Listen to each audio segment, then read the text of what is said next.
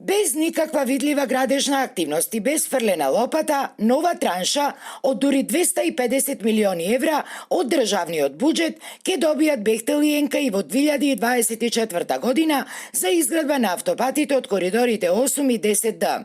Според програмата за финансирање на патна инфраструктура за проектот Коридор 8 и Коридор 10Д за 2024 година, а која стапи на сила на 26 месецов, парите ќе се трошат за капитални и индиректни трошоци, односно на трошоци кои се задолжени од странски изведувач и се во функција на поддршка на градежни активности.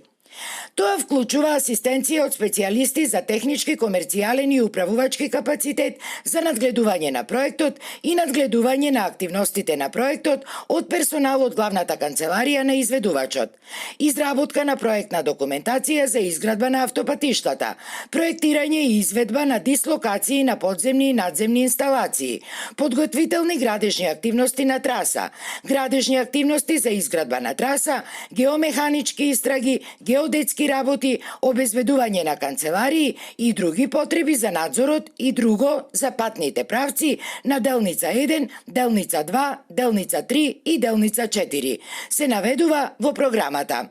Ова не се први големи државни пари испумпани за контроверзниот проект. Лани во април Министерството за транспорт и врски од државниот буџет му исплатило на јавното претпријатие за државни патишта 117 милиони евра, а во јуни уште 53,33 милиони евра, средства кои потоа завршија на сметката на конзорциумот Бехтел и ЕНК за изградба на двата коридори, така што досега на Бехтел и ЕНК вкупно им се исплатени повеќе од 170 милиони евра.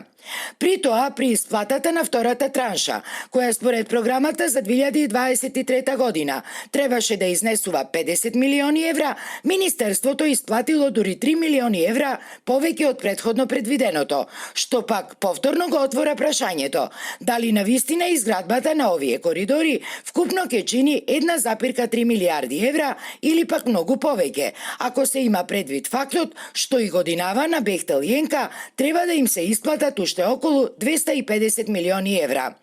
Од друга страна, освен континуираната исплата на енормно високи суми на сметка на конзорциумот, на терен како ништо значајно да не се случува. Главно останати се само дупките, помпезно откриените табли со мафтање на зелени знаменца и се уште празните градилишта, ама и оптимизмот на владата дека овој проект, вреден фрапантни 1,3 милиарди евра, ќе го биде. Овој проект продолжува